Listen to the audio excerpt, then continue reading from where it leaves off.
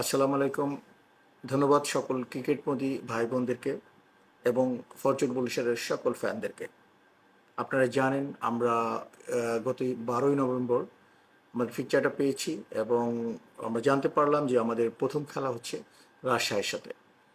So আমি আশা করছি আমরা অত্যন্ত ভালো খেলা খেলবো এবং আমরা জয়লাভ করতে পারি, এই জন্য দোয়া চাচ্ছি আপনাদের কাছে।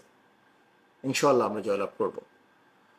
আমাদের প্র্যাকটিস সেশন শুরু হবে 25শে ডিসেম্বর থেকে 29শে ডিসেম্বর পর্যন্ত।